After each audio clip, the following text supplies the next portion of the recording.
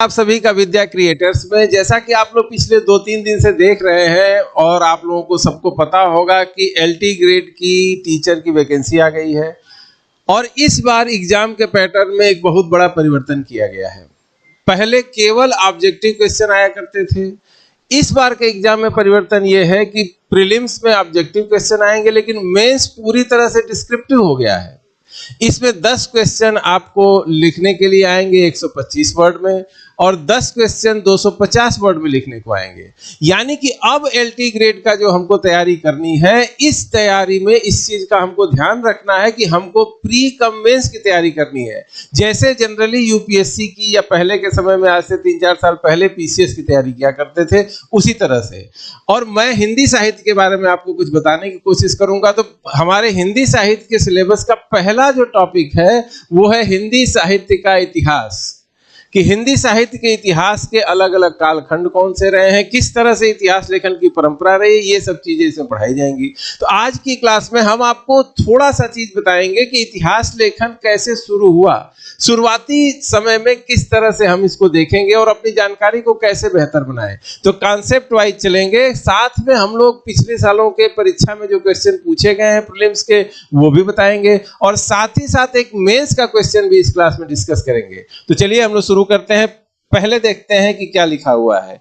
हिंदी साहित्य का इतिहास। इतिहास साहित्य का किसको कहते हैं, इसके बारे में आचार्य रामचंद्र शुक्ल का एक स्टेटमेंट है, इसको पहले पढ़ते हैं।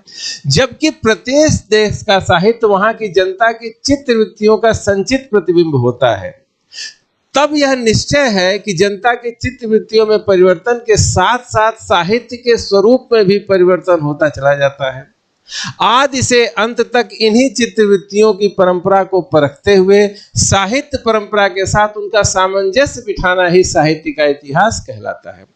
यानी कि जनता की सोच में जिस तरह से परिवर्तन होगा, उसी परिवर्तन के साथ साथ हम अपने इतिहास में ही परिवर्तन होंगे। साहित्य किस तरह से जनता की चित्तवृत्तियों को, जनता की इच्छाओं को, जनता के जीवन को, जन आकांक्षाओं को प्रतिबिंबित कर रहा है, यही चीज साहित्य के इतिहास में दिखाने की कोशिश की जाती है। आचार्य शुक्ल की इस परिभाषा में जनता की चित्तवृत्ति बहुत कुछ राजनीतिक, सामाजिक, सांप्रदायिक और धार्मिक परिस्थिति के अनुसार होती है।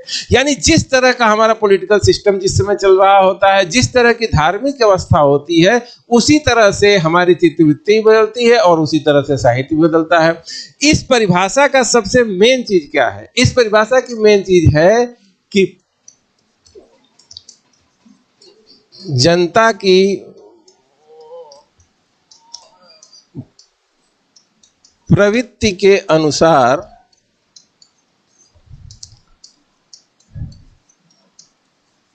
साहित्य में परिवर्तन होता है। और ये बिल्कुल सही बात है। जिस समय हम स्वतंत्रता संघर्ष में लगे हुए थे, उस समय का अगर हम साहित्य देखेंगे तो उसमें जनता के जो अंग्रेजों से हमारा संघर्ष हो रहा, उसके बारे में बातें होंगी, उससे रिलेटेड कहानियां होंगी और अपनी स्वतंत्रता को लेकर जो चेतना जनता में आ रही थी, उसका प्रतिबिंब साहित्य में दिखाई देगा। चाहे आप निराला की कविताएं देख लीजिए या उस समय जितने भी कवि हैं उनकी रचनाओं को देख सकते हैं। अगर गोदान जो है 1936 में लिखी गई तो 1936 के ग्रामीण भारत का चित्र उसमें मिलेगा। तो साहित्य हमेशा ही जनता के हिसाब से चलता है। जनता के समय में जो चीजें जनता के सामने आती होती हैं, उन्हीं के हिसाब से साहित्य की रचना की जाती है। यही रामचंद्र शुक्ल के कहने का मतलब था। क्लियर है इतनी बात? आगे देखिए, जब हम भारतीय इतिहास में आगे बढ़ते हैं तो एक चीज बड़ी ही आश्चर्यजनक हमको दिखाई देती है। वो चीज ये है कि हमारे यहाँ इतिहास लेखन की कोई परंपरा ही नहीं रही है। अगर हम हिस्ट्री की बात करें तो हिस्ट्री की भी हमको खोज करनी पड़ती है। कोई ऐसी प्रामाणिक पुस्तक नहीं मिलती है जिससे हम स्पष्ट अनुमान लगा सके कि इतिहास के कार्यक्रम में क्या क्या हुआ है। इसका सबसे बड़ा उदाहरण यह है कि जब अशोक की लाट पहली बार खोजी गई थी तो उस समय हम लोग उसको अपने ही इतने महान राजा से रिलेट नहीं कर पा रहे थे। बाद में जब खोज हुई, उसके बारे में जानकारियां इकट्ठा की गई, तब क्लियर हुआ कि ये मौर्य सम्राट अशोक की बनाई हुई लाट है, ये शिलालेख उनके हैं। नहीं तो पहले कहा जाता था कि किसी श्रीलंका के राजा के हैं। यानी बहुत चीजें अनुमान पर आधारित हमारा इतिहास है। इसका रीजन यह है कि इतिहास लेखन की परंपरा नहीं थी। वही सेम स्थिति हिंदी साहित्य के इतिहास की भी है। हिंदी साहित्य के इतिहास में 19वीं सदी तक कोई प्रयास किया ही नहीं गया था। कोई ऐसा ग्रंथ नहीं मिलता है जिसको हम औपचारिक रूप से इतिहास की पुस्तक कह सके, या ये कह सके कि हिंदी साहित्य का इतिहास या किसी भी साहित्यिक प्रवृत्ति का इतिहास इसमें वर्णित है। ऐसी कोई पुस्तक नहीं मिलती है। जो भी प्रयास मिलते हैं वो अनौपचारिक मिलते हैं। तो हिंदी साहित्य के इतिहास को कुछ भागों में बांट कर हम समझ सकते हैं। और ये किस तरह से, जो इतिहास लेखन की हमारी परंपरा है वो मोटा मोटा 3 भागों में बांटी जाती है। पहला है शुक्ल पूर्व युग, आचार्य रामचंद्र शुक्ल। कौन है ये? आचार्य रामचंद्र शुक्ल। तो आचार्य रामचंद्र शुक्ल जो है हमारी इतिहास लेखन परंपरा के बहुत ही इंपॉर्टेंट व्यक्ति हैं। इन्होंने ही इतिहास को, हिंदी साहित्य के इतिहास को किस तरह से लिखा जाना चाहिए, कैसे इसका अध्ययन किया जाना चाहिए, ये बिल्कुल स्पष्ट रूप से सामने रखा और इस तरीके को बताया कि इतिहास लेखन का मतलब क्या होता है। आपने उस परिभाषा में ही देखा, जनता की सोच के साथ, जनता की चित्रवृत्ति के साथ, जनता की आकांक्षाओं में जिस तरह से परिवर्तन हो, उस परिवर्तन के साथ साहित्य की जो परंपरा है उसके सामंजस्य को दिखाना साहित्य का इतिहास है। ये शुक्ल जी ने बताया। तो शुक्ल युग का इतिहास एक अलग चीज हो जाती है और शुक्ल युग के बाद जो इतिहास की परंपरा होती है इसको हम अलग पढ़ेंगे। तो 3 भागों में इसको बांटेंगे। और शुक्ल के पूर्व युग जो इतिहास लिखा गया वो 2 तरह का था, एक अनौपचारिक और एक औपचारिक। यानी कि इतिहास न समझते हुए केवल वर्णन किया गया कुछ कवियों का, ये अनौपचारिक है। तो शुरुआती जो दस्तावेज मिलते हैं भक्ति काल के आसपास से वो सारे अनौपचारिक प्रयास हैं। औपचारिक प्रयास शुरू होता है 19वीं सदी में। पहली बार 19वीं सदी में इतिहास लेखन की, हिंदी साहित्य के इतिहास की औपचारिक लेखन किया जाता है और इसका प्रयास हमको दिखाई देता है। तो आगे बढ़ते हैं और सबसे पहले देखते हैं कि शुक्ल पूर्व युग में अनौपचारिक ऐतिहासिक लेखन कैसे हो रहा था। भक्ति काल के आसपास कुछ ऐसी रचनाएं लिखी गई। कौन सा समय है? भक्ति काल। अभी हम लोग समझेंगे कि भक्ति काल क्या है, लेकिन इसी के आसपास इस तरह की रचनाएं दिखते हैं। इसमें सबसे उल्लेखनीय जो रचना है वो है भक्तमाल।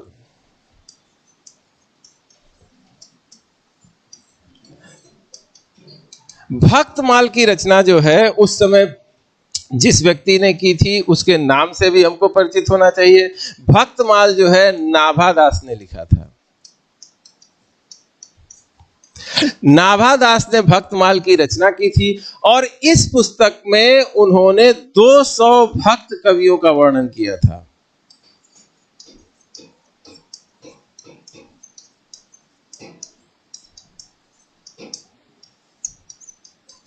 200 भक्त कवियों का वर्णन किस पुस्तक में था? भक्तमाल में था। और ये इंपॉर्टेंट क्वेश्चन है प्रीलिम्स के लिहाज से। प्रीलिम्स में एक क्वेश्चन पूछा जा सकता है कि किसने भक्तमाल की रचना की थी, कितने कवियों का इसमें वर्णन किया गया था, ये सारी चीजें तो हम लोग इसको ध्यान में रखेंगे। दूसरा है, इससे के बाद और औपचारिक लेखन में दूसरा आता है कविमाला। इसमें भी कवियों का ही वर्णन था कि कौन, किस व्यक्ति ने कौन सी कविताएं लिखी और क्या लिखा इसके बारे में। इसमें 75 कवियों का वर्णन किया गया था। 75 कवियों का वर्णन उनके नाम के क्रम के हिसाब से, वर्ण क्रम के अनुसार किया गया था। ये जो पुस्तकें अभी हमने बताई, भक्तमाल, कविमाला, ये केवल कवियों के वर्णन से रिलेटेड थी। इसमें इतिहास लेखन की दृष्टि नहीं थी बिल्कुल ही।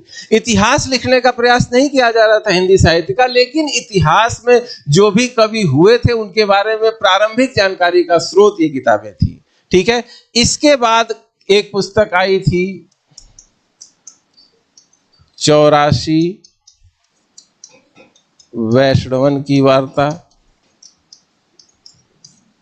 ये भी एक इंपॉर्टेंट किताब इसलिए मानी जाती है कि इससे भी इस चीज पे प्रकाश पड़ता है कि कितने जो है कवि रहे हैं, उन्होंने कौन कौन सी रचनाएं की है। तो प्रारंभिक स्वरूप में सारी जानकारी हमको इस पुस्तक से भी मिलती है। इसके अलावा सिखों का जो एक आदि ग्रंथ है,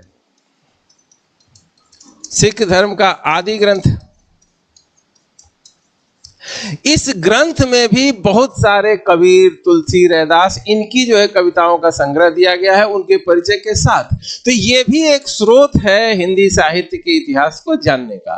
तो ये अनौपचारिक लेखन था, इतिहास लेखन समझ के इनकी रचना नहीं की गई थी, लेकिन इसका भी एक अपना इंपॉर्टेंस है।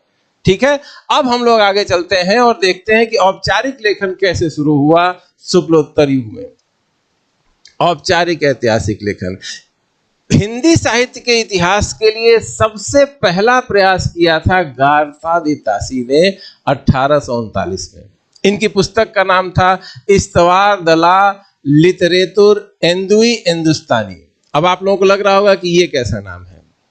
तो सबसे इंटरेस्टिंग बात है कि हिंदी साहित्य के इतिहास की पहली जो पुस्तक थी वो किस भाषा में लिखी हुई थी? हिंदी साहित्य के इतिहास की पहली पुस्तक फ्रेंच भाषा में लिखी गई थी।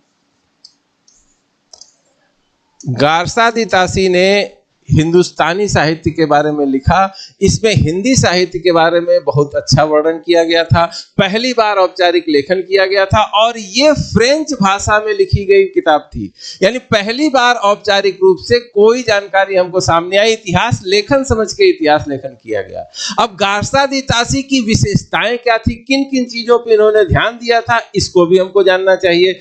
इन्होंने वर्ण क्रम के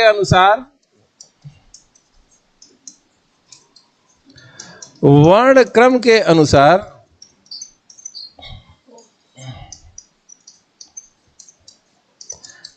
कवियों का वर्णन किया था। यह पहली विशेषता है इनकी।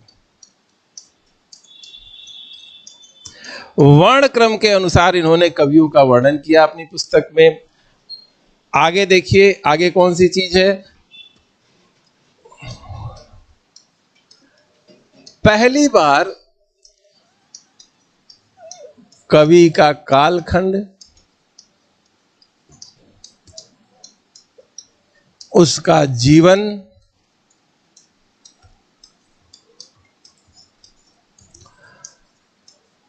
उसकी रचना की विशिष्टता सामने ले आए।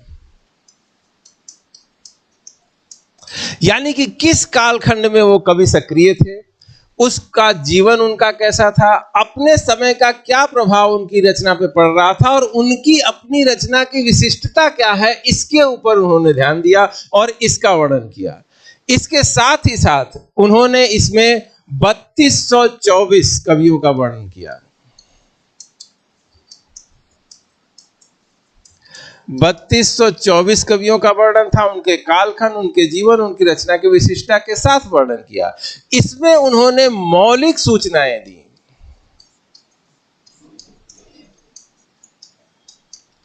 मौलिक सूचनाएं मतलब ऐसी सूचनाएं जो इससे पहले लोगों के पास नहीं थी। उन्होंने व्यापक अनुसंधान के बाद अपनी पुस्तक लिखी थी और बेहतर से बेहतर उसको बनाने का प्रयास किया था। यही गारसादितासी की सबसे बड़ी विशेषता थी।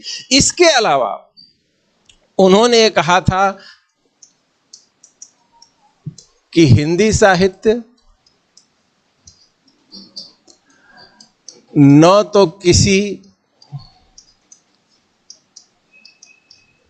भाषा साहित्य से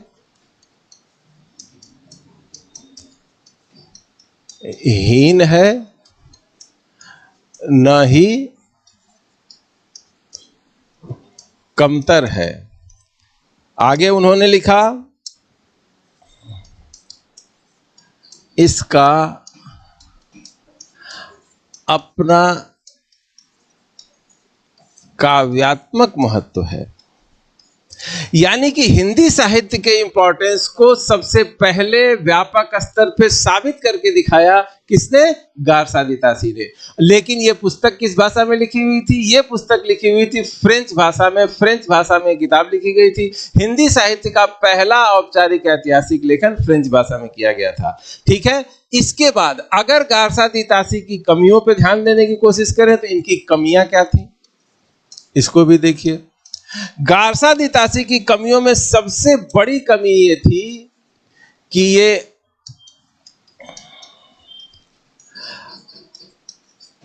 अंग्रेजी सरकार की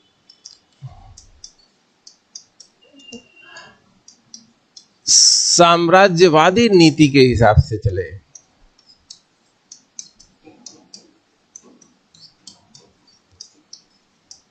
यानी जो अंग्रेजों की पॉलिसी थी, फूट डालो और राज करो, इसी के ऊपर वो चलते रहे। इन्होंने फारसी को अधिक महत्व दिया।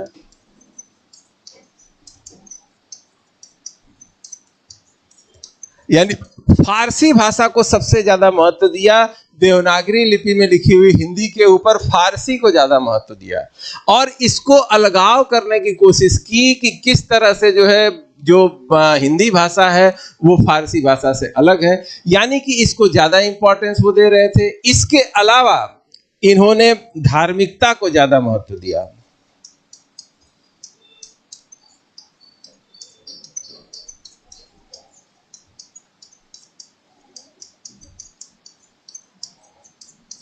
इन्होंने धार्मिकता पर ज्यादा जोर दिया। इनका पूरा फोकस हमेशा इस चीज पर था कि किस तरह से जो है एक धर्म, कवि के बारे में बताया तो उसके धर्म के बारे में बताया, वो कहाँ रहते हैं इसके बारे में बताया नहीं। इन सारी चीजों पे ज्यादा जोर देने के कारण ही इनके इतिहास का वो महत्व नहीं हुआ जो आगे आने वाले समय में दूसरे इतिहासकारों का होने जा रहा था। ठीक है, इसके बाद अगली चीज पे चलते हैं। विशेषताएं हो गई, इनकी कमियां हो गई। अब जो है हम एक और चीज के बारे में बात करेंगे, शिव सिंह सरोज।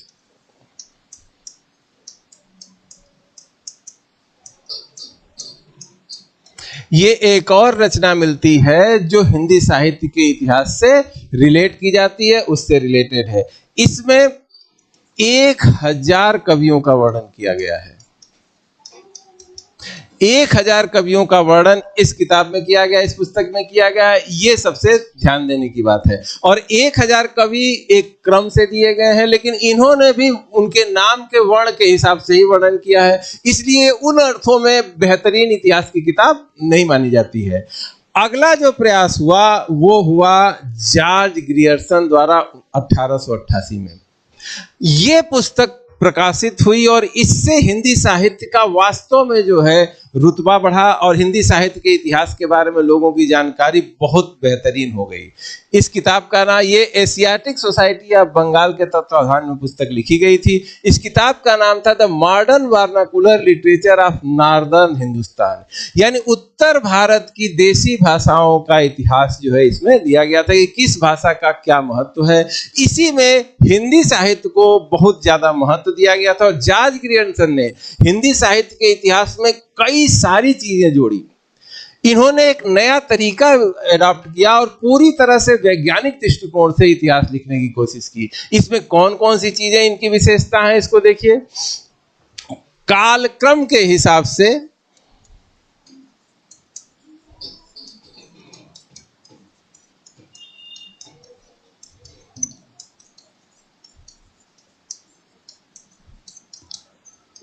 कवियों का वर्णन, यानी कि पहली बार जॉर्ज ग्रियर्सन ने कालक्रम, जो कवि जिस समय पैदा हुआ, जिस समय उसने रचना की, इस कालक्रम का ध्यान रखते हुए उन्होंने वर्णन किया। ये इसकी सबसे बड़ी विशेषता है कालक्रम के हिसाब से। इससे पहले क्या था, नाम के वर्ण क्रम के हिसाब से वर्णन किया जाता है, इसलिए कोई कंसोलिडेटेड कॉन्सेप्ट नहीं बन पाता था किसी भी व्यक्ति का। ठीक है, तो जॉर्ज ग्रियर्सन पहले व्यक्ति थे जिन्होंने कालक्रम के हिसाब से अपने वर्णन को किया।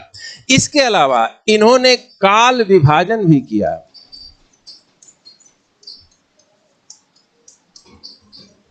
जैसे आज हम लोग देखते हैं आदिकाल, भक्ति काल, रीति काल, आधुनिक काल, उसी तरह से काल विभाजन का प्रयास किया।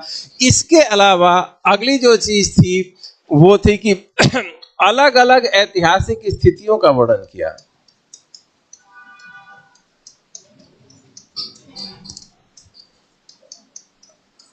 ऐतिहासिक स्थितियों का वर्णन किया,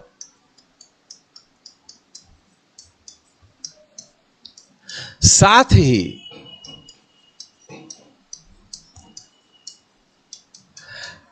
रचनाकार को उसके समय, उसकी परिस्थिति से जोड़ा। यानी उन्होंने इस चीज पर विचार किया कि अगर कोई रचनाकार कोई रचना कर रहा है, अगर भक्ति से संबंधित रचना कर रहा है, तो इसका क्या कारण हो सकता है, उसके ऊपर ऐसे कौन से प्रभाव पड़ रहे थे अपने समय के कि वो ऐसी रचना कर रहा था। एक बात सही है, योग्य से योग्य व्यक्ति भी अपने समय की सीमाओं से बाहर नहीं निकल पाता है। इस बात का पूरा ध्यान रखते हुए जॉर्ज ग्रियर्सन ने अपने इतिहास को वर्णित किया। इसके अलावा जो अगली चीज थी,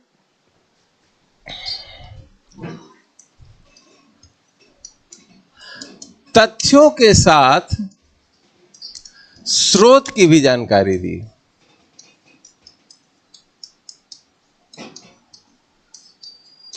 इसका मतलब है कि उन्होंने जो बातें लिखी उसको साबित करने की कोशिश भी की कि हम ये तथ्य अगर आपको बता रहे हैं कि ये कवि इस समय थे, इन्होंने इस कारण से ऐसा किया, तो किस स्रोत से उनको जानकारी मिली है, इसको भी पूरी तरह से उन्होंने अपने इतिहास में स्पष्ट करने का काम किया। पूरी तरह से वैज्ञानिक तौर पर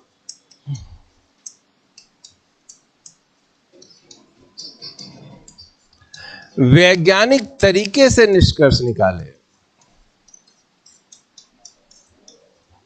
यानी कोई भी बात वो कह रहे थे तो हवा में नहीं कह रहे थे कि हम केवल बता रहे हैं आप इसको मान लीजिए। मानना नहीं है, उन्होंने अपनी बात को साबित करके दिखाया कि ये क्यों उन्होंने ऐसा लिखा है। ठीक है, इसके अतिरिक्त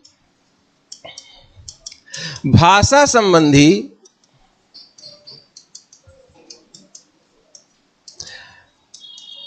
इनकी दृष्टि भी परिपक्व है। यानी कि भाषा वैज्ञानिक दृष्टिकोण से भी इन्होंने भाषा का जो है विश्लेषण किया। इसीलिए इन्होंने प्राकृत, अपभ्रंश,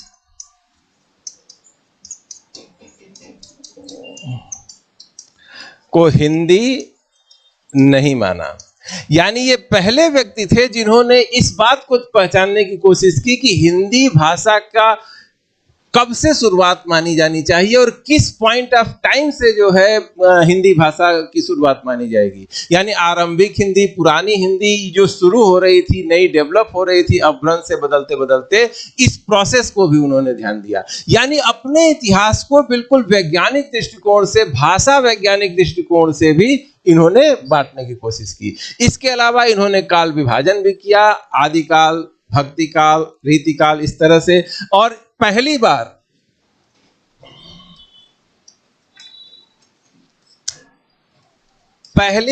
इन्होंने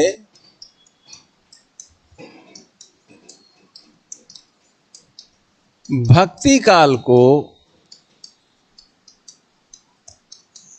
हिंदी साहित्य का स्वर्ण युग कहा। यानी पहली बार इन्होंने हिंदी साहित्य का स्वर्ण युग की संज्ञा भक्ति काल को दी। तो इतनी विशेषताएं थी, पहला प्रयास ये था। लेकिन इसका मतलब ये नहीं है कि जो इन्होंने, जॉर्ज ग्रियर्सन ने जो हिस्ट्री लिखी थी वो हिस्ट्री विवादों से परे है। इस हिस्ट्री में उनकी भी दृष्टिकोण में कुछ कमियां मौजूद थी। वो कमियां कौन कौन सी थी, इसको भी ध्यान में देखते हैं। इसको भी देखते हैं क्या क्या इनके अंदर कमियां थी।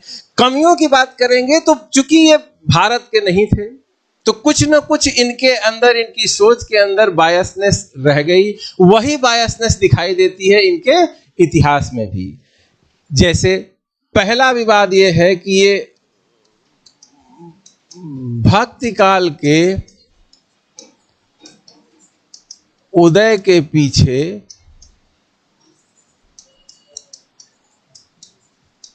ईसाईयत को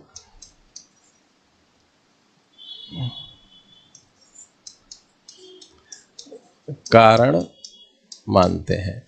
यानी इनके हिसाब से भक्ति काल का उदय ईसाई धर्म के कारण हुआ था, जो बिल्कुल ही ऐतिहासिक रूप से बिल्कुल गलत है। इसको कोई आज के समय में नहीं मानता है। भक्ति काल का उदय इस्लाम और जो हमारे यहाँ सनातन संस्कृति की, इसके मिलने से हुआ था।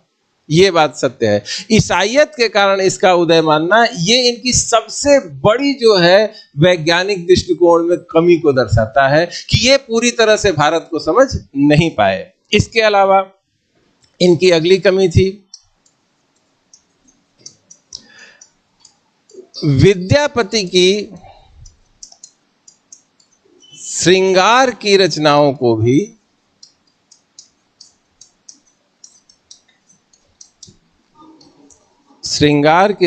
को भी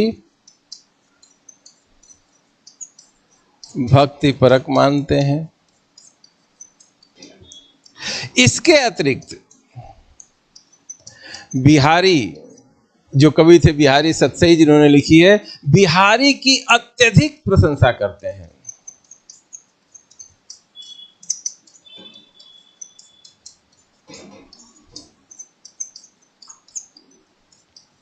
यानी कि जो साहित्य का लक्ष्य होना चाहिए उस लक्ष्य को भूलकर जनता के चित्रवृत्तियों को पेश करने वाली चीज को जो है साहित्य कहा जाएगा। लेकिन जो इन्होंने जॉर्ज ग्रियर्सन ने बिहारी की इतनी तारीफ की जिससे लगता है कि साहित्य का मतलब है केवल जो है जादूगरी दिखाना, आश्चर्यचकित करना लोगों को, जबकि साहित्य का उद्देश्य ये नहीं है। अगर आज के समय में बिहारी की तुलना जो है तुलसीदास से या जायसी से किसी से की जाए तो बिहारी इनके सामने कहीं नहीं टिकते हैं। लेकिन जॉर्ज ग्रियर्सन ने बिल्कुल ही बिहारी को सबसे बेहतरीन, उनकी अत्यधिक अतिशय प्रशंसा की, यही सबसे दीद है। दूसरा, इनकी एक और ऐतिहासिक गलती जो है कि इन्होंने उर्दू भाषा को विदेशी भाषा माना।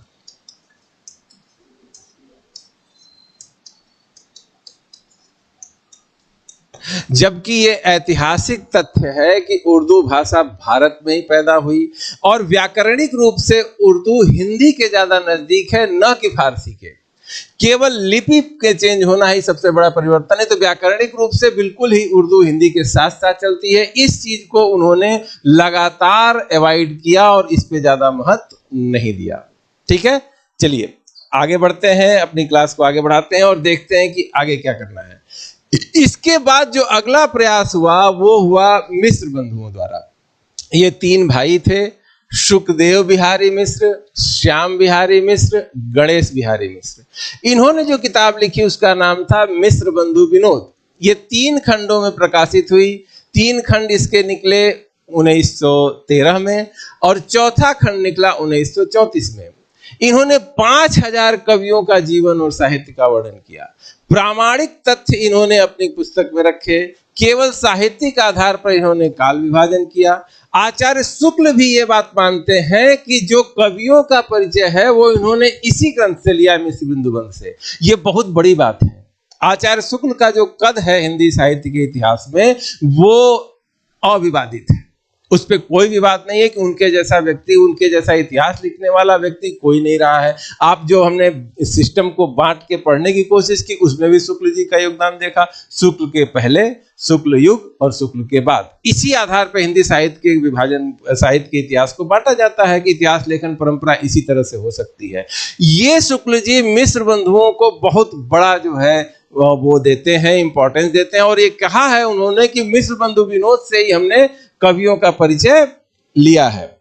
ठीक है, इन्होंने जो काल विभाजन किया वो भी बहुत ही इंपॉर्टेंट है। काल विभाजन जो इन्होंने किया, अलग अलग समय को वहां की परिस्थिति के हिसाब से बांटने की कोशिश की। इन्होंने जैसे बताया आरंभिक काल, जो आदि काल आजकल कहा जाता है, इसको उन्होंने आरंभिक काल कहा। फिर उसके बाद माध्यमिक काल कहा। ठीक है, इसके बाद तीसरे नंबर पे जब आते हैं तो इन्होंने अलंकृत काल कहा।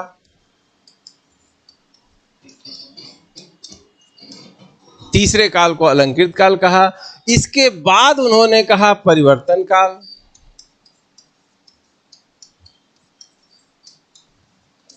फिर इसके बाद कहा आधुनिक काल या वर्तमान काल।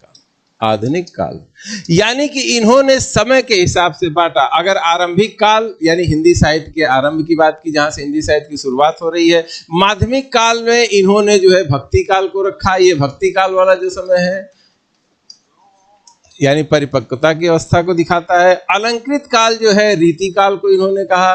परिवर्तन का काल उन्होंने 19वीं सदी के समय को कहा और आधुनिक काल 20वीं सदी के प्रारंभ को बाद में कल कहा। यानी मिश्र बंधु विनोद का भारत के इतिहास में, हिंदी साहित्य के इतिहास लेखन में बहुत बड़ा रोल है। और आचार्य शुक्ल से पहले यही वो पहले व्यक्ति थे जिन्होंने वैज्ञानिक ढंग से काल विभाजन किया, हर एक कवि को उसकी विशेषताओं के आधार पर विवेचित करने का प्रयास किया और हर एक चीज बेहतर बनाने की कोशिश की। हमने आज एक चैप्टर पढ़ा, इसमें जो शुक्ल युग से पहले यानी आचार्य शुक्ल से पहले जो इतिहास लेखन की परंपरा थी उस पर प्रकाश डाला। अब हम आइए देखते हैं कि प्रीलिम्स में किस तरह के क्वेश्चन आपसे पूछे जा सकते हैं। पहला क्वेश्चन देखिए, हिंदी साहित्य के इतिहास लेखन का सर्वप्रथम प्रयास किसने किया था?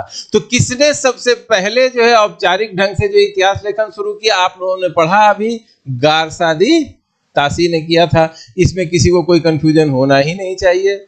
ठीक है, आगे चलते हैं, अगला क्वेश्चन देखते हैं।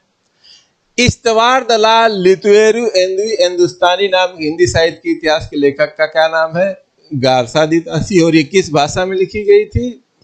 फ्रेंच भाषा में लिखी गई थी। तो वही सब क्वेश्चन आएंगे जो आपको क्लास में पढ़ाया गया है। आगे देखिए, सारे ही पहले परीक्षाओं में पूछे जा चुके हैं। हिंदी साहित्य का पहला इतिहास लिखा गया था फ्रेंच भाषा में, वही गारसादी तासी ने लिखा था।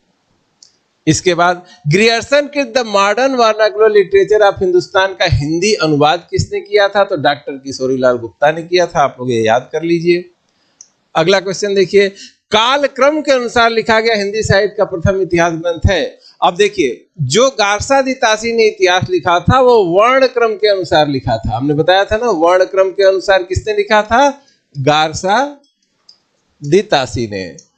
लेकिन जो modern vernacular literature of Hindustan है, जो ग्रियर्सन ने लिखा था, यही पहला ग्रंथ है जिसमें कालक्रम में बांटा गया था कि आदिकाल, मध्यकाल, रीतिकाल, इस तरह से बांटकर समय के हिसाब से, यानी कि जो कवि जिस समय में प्रेजेंट था उसकी विशेषताओं को उसके समय के हिसाब से जोड़कर इतिहास कौन सा लिखा गया था? Modern vernacular literature of Hindustan. ठीक है, आगे देखिए, the modern vernacular literature of Hindustan Hindi साहित्य के इतिहास ग्रंथ के लेखक का नाम क्या है? George Grierson. इसमें कोई कंफ्यूजन किसी को होगा ही नहीं।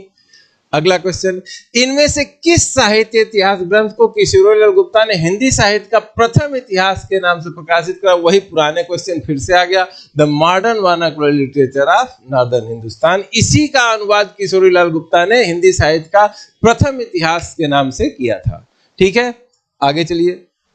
मिश्र बंधु विनोद का चौथा भाग कब प्रकाशित हुआ? आज की क्लास में आपने देखा, ये प्रकाशित हुआ था 1913 में, और पहला, दूसरा और तीसरा 1913 में प्रकाशित हुआ था, और चौथा और अंतिम भाग प्रकाशित हुआ था 1934 में। ठीक है, आगे चलते हैं। किस इतिहास लेखक ने अपने इतिहास ग्रंथ में लगभग 5000 कवियों का विवरण दिया है? ये मिश्र बंधु है, ये भी हमने आपको बताया था। और शुक्ल जी ने कवियों का जीवन परिचय इसी पुस्तक से लिया है। इसको हमेशा आप लोग याद रखिएगा।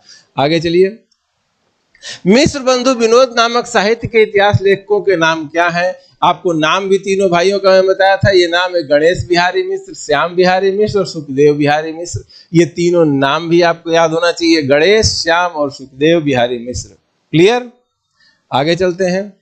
मिश्र बंधु विनोद कितने भाग में? अभी आपने देखा 3 भाग कब प्रकाशित हुए थे? 1913 में, और चौथा भाग प्रकाशित हुआ था 1934 में। तो कितने भाग हो गए? 4 भाग में प्रकाशित हुआ।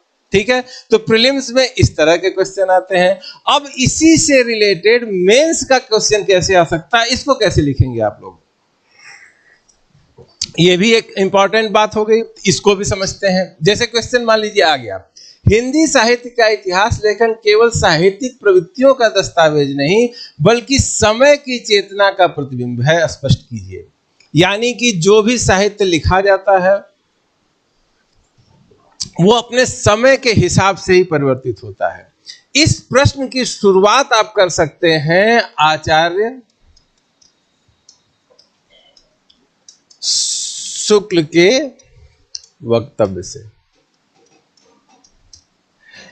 इसी क्लास के शुरुआत में हमने आचार्य शुक्ल के एक वक्तव्य की बात की थी, उसका बताया था आपको कि साहित्य का इतिहास क्या होता है। साहित्य का इतिहास जनता की चित्त वृत्तियों का प्रतिबिंब होता है। जनता की चित्रवृत्तियां यानी जनता की आकांक्षाएं, उनका जीवन जैसे बदलता है, उसी बदलाव को कैसे साहित्य में रिप्रेजेंटेशन मिल रहा है, इसी को प्रदर्शित करना साहित्य का इतिहास है। अगर भक्ति काल में भक्ति का माहौल बना हुआ है तो कवियों के ऊपर भक्ति साहित्य का जोर हो जाएगा। अगर जो है विलासिता का समय चल रहा है, उस समय जो है राजाओं पे आश्रित होना कवियों को जरूरी लग रहा है, तो फिर रीतिकाल जैसी रचनाएं होने लगेंगी, श्रृंगार की रचनाएं होने लगेंगी। यानी जैसे जैसे जनता की चित्तवृत्ति बदलेगी उसी के साथ जुड़ाव को दिखाना है। यानी कि इस क्वेश्चन में साहित्यिक प्रवृत्तियों का दस्तावेज नहीं होगा। इसके लिए आचार्य शुक्ल की उससे हम लोग प्रस्तावना शुरू कर सकते हैं। इसके बाद सेकेंड टर्म में हम दिखा सकते हैं कि जो पहला गंभीर प्रयास था ग्रियर्सन का, तो ग्रियर्सन ने भी समय, कालखंड और इस समय कालखंड का उस कवि पर क्या प्रभाव पड़ रहा है ये दिखाया। इसके बाद जब हम आगे बढ़ेंगे तब फिर हम आ जाएंगे आचार्य शुक्ल पे कि आचार्य शुक्ल की तो ये मान्यता ही थी कि समय का प्रतिबिंब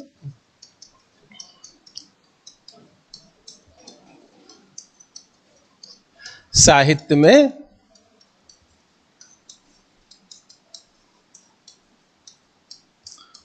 मिलता है। यानी कि जब हम उत्तर लेखन करेंगे, अपने उत्तर लेखन को केवल जनरलाइज करने से बचाएंगे। हम अच्छे उदाहरण, यानी इसमें जॉर्ज ग्रियर्सन का नाम लेंगे, शुक्ल जी का वो स्टेटमेंट लिखेंगे, फिर उसके बाद किस तरह से किसने जोड़ा है। अगर जो है ग्रियर्सन ने ईसाइयत को भक्ति काल के उदय का कारण माना है तो उसका कुछ रीजन दिया होगा, वो कुछ न कुछ कारण के आधारित होगा। भक्ति का पूर्ण रचनाएं एक ही समय में सारी जगहों पे होने लगी तो ये भी एक रीजन होगा कि जैसे शुक्ल जी ने कहा कि पराजित हो गई थी हिंदू राजा पराजित हो रहे थे, मुसलमानों का शासन बढ़ रहा था, इस कारण से जो है भक्ति की तरफ जो झुकाव हो गया। यानी कि जो भी रीजन होगा उसको स्पष्ट रूप से अपने क्वेश्चन में बताते हुए और अपने प्रश्न को समाप्त करेंगे। तो फिर अगली क्लास में हम लोग इससे आगे शुक्ल जी की इतिहास दृष्टि की बात करेंगे, तब जो है इस क्वेश्चन को और अच्छे से एलिब्रेट कर पाएंगे। तब के लिए हमारे चैनल के साथ जुड़े रहिए, लाइक करिए, सब्सक्राइब करिए और अपनी टीजीटी के एग्जाम की तैयारी में इस बात का ध्यान रखिए कि हमको प्री और मेंस दोनों एक साथ तैयार करना है, हमको साथ ही साथ उत्तर लेखन भी करना है। तो हमारा ऐप आएगा, उस ऐप को अगर ज्वाइन करेंगे तो आपको आंसर राइटिंग भी सिखाई जाएगी, आंसर राइटिंग के मॉडल आंसर भी दिए जाएंगे, साथ ही साथ जो आप क्वेश्चन लिख के हमको अपलोड करके भेजेंगे उसको चेक करके 24 घंटे के अंदर आपको भेजा भी जाएगा। तो ऑनलाइन माध्यम से भी आप पढ़ सकते हैं, हमारे यहाँ ऑफलाइन क्लासेस भी शुरू होंगी। सारी चीजों की तैयारी कर ली गई है, तो आप बस अपनी तैयारी को लेके बिल्कुल निश्चिंत हो जाइए और तैयारी को नई दिशा दीजिए हमारे साथ जुड़ के। Thank you.